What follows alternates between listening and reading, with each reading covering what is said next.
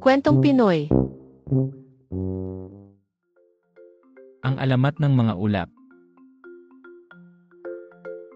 Noong unang panahon, may isang bayan sa gitna ng mga bundok. Tahimik, payapa, at palaging bughaw ang kalangitan. Sa bayang ito, laging maliwanag ang araw at malinis ang himpapawid. Sa tuktok ng isang burol, tanaw ang buong bayan. May mga palayan at mga punong berde sa paligid.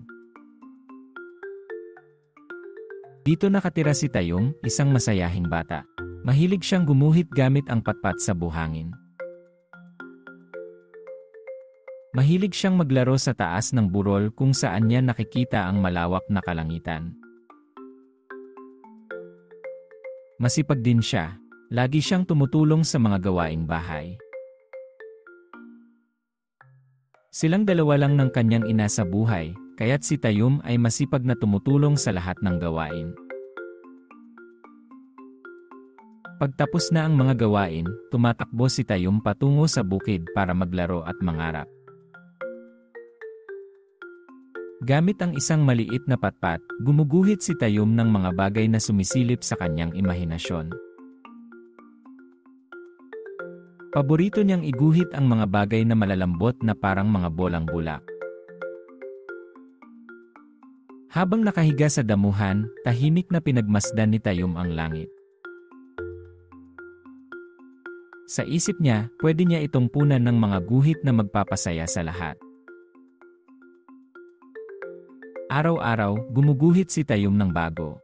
Mga hayop, puso, bituin at marami pa. Tahimik na umupo si Tayum, umaasang makita ang kanyang mga guhit sa langit. Tuwang-tuwa siya sa kanyang imahinasyon. Lahat ng guhit niya may kwento. Ngunit lingid sa kanyang kaalaman, may nakikinig sa kanyang mga pangarap. Isang araw, umakyat si Tayum sa burol. Doon siya muling gumuhit habang hinihipan ng hangin. Ipinagdasal ni Tayum na dalhin ng hangin ang kanyang mga guhit sa langit.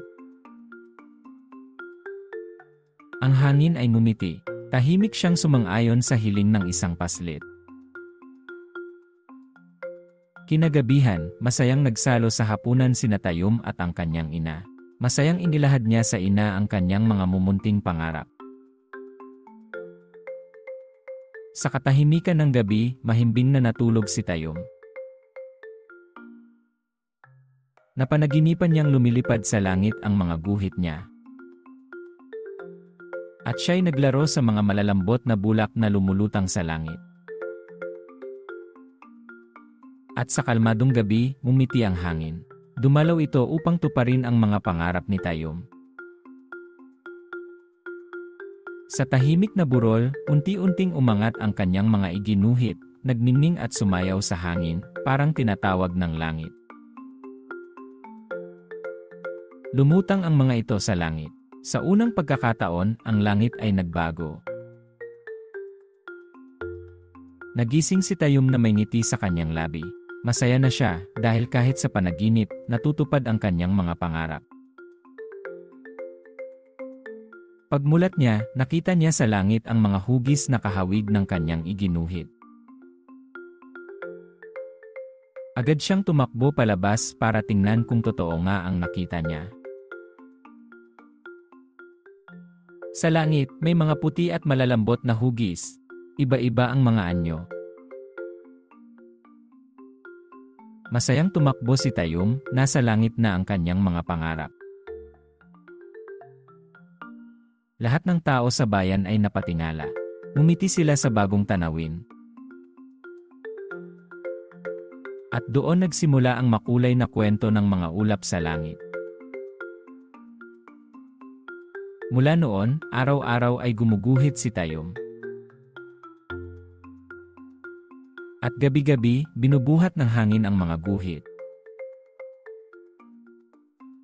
Kaya ang mga ulap ay may iba-ibang anyo.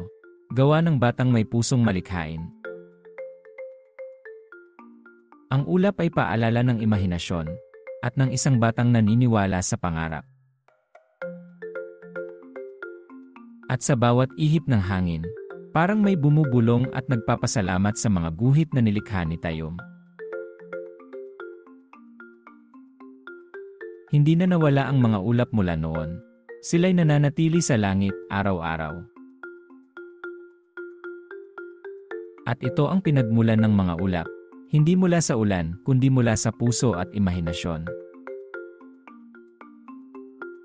Walang pangarap na maliit o imposible.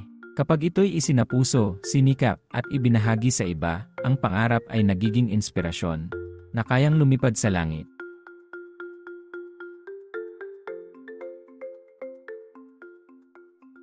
Thank you.